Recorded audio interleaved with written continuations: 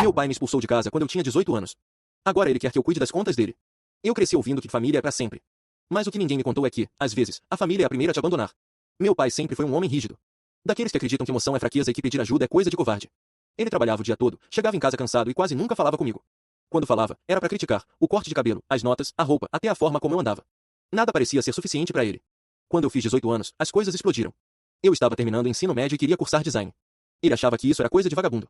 Dizia que eu devia arrumar um emprego de verdade, num escritório, num banco, qualquer coisa respeitável. Mas eu não queria viver uma vida que não era minha.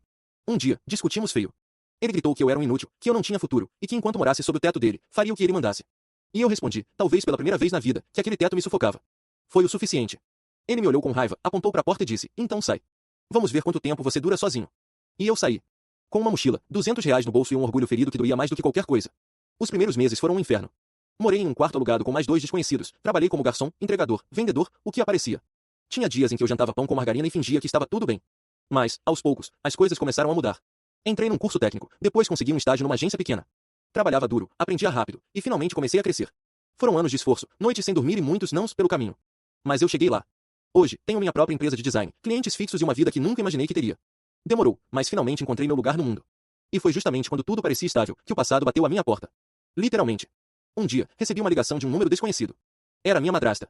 Ela disse que meu pai estava passando por dificuldades, a empresa dele tinha falido, as dívidas estavam acumulando, e ele precisava de ajuda para organizar as contas. E mais, ele tinha pedido para falar comigo. No começo, eu ri.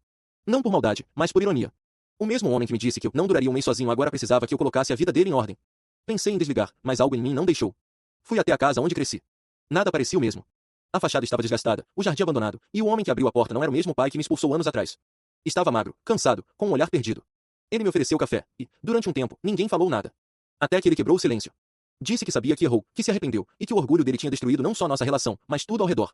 Então pediu, eu não sei mais lidar com essas coisas, filho. Você pode me ajudar? Foram tantos sentimentos ao mesmo tempo, raiva, mágoa, compaixão. A parte ferida em mim queria dizer não.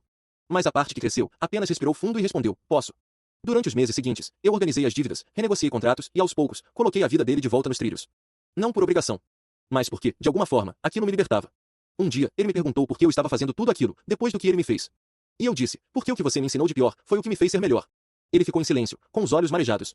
E pela primeira vez em toda a minha vida, ouvi algo que esperei por anos, eu me orgulho de você, filho. Hoje, ele ainda mora na mesma casa. E eu ainda passo por lá de vez em quando, não por necessidade, mas por escolha. Porque perdoar não é esquecer o que fizeram com a gente. É decidir que o passado não vai mais mandar no presente. E se um dia ele quiser saber o que eu aprendi com tudo isso, eu vou dizer que ser expulso foi a pior e a melhor coisa que aconteceu comigo. Porque, para me encontrar, eu precisei sair de casa. E só depois disso, eu finalmente voltei para mim.